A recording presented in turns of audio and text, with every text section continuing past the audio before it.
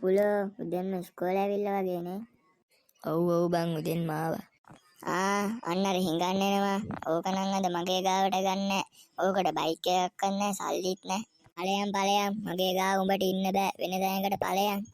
වරෙන් සඳුන් අද චුට්ටෙත් නෑනේ. ඔබ මෙතනින් වාඩි වෙය. ඒක නෙමෙයි පුලෝ. උඹ මට කිව්වනේ YouTube channel එකක් කරනවා කියලා. ඔව් මම උඹට කියන්න හිටියේ. අපි ඒක කරමු. උඹ කැමතිනේ ඒකෙන් උඹට සල්ලිත් හම්බ වෙනවා. ඔව් මම අනිවාර්යෙන් එනවා. ඉස්කෝලේ නිවාඩු දීපු එකෙත් මම උඹලා ගෙදර එන්නම්කෝ. ඉස්කෝලේ ඇරියනේ එහෙනම් මං යනවා. මචං මොකෝ වෙන්නේ ඉතින්? මුකුත් නෑ බං මම මේ කල්පනා කරේ බයික් එකක් ගන්න. ඉතින් බං උඹට ඔක කල්පනා කරන්න දෙයක්ද? නෑ බං මේ දවස්වල අපේ තාත්තට සල්ලි නෑනේ. ඔව් බං ඒක නම් ඇත්ත.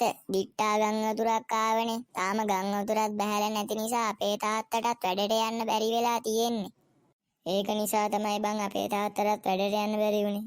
මම බැලුවේ මේ මගේ කාර් එක විකුණලා හරි බයික් එකක් ගන්න.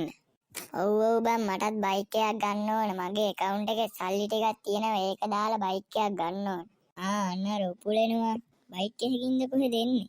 අන්න අර ගොල්ලොත් ඉන්නවා වගේ. උපුලෝ අලුත් වண்டிයක් බස්සලා වගේනේ. ඒක නෙමෙයි බං කොහොඹගේ BMW එක. ඒකෙන් ඔබ වෙනදට එන්නේ. ඒක තියනවා බං. ඒක දැන් වැඩක් නෑනේ. බයික් එක ගත්තනේ මම. බං උපුලෝ උඹට කෝක ගන්න කොහෙන්ද බං සල්ලි? නෑ බං මම සඳුන් එක්ක YouTube channel එකක් කරානේ.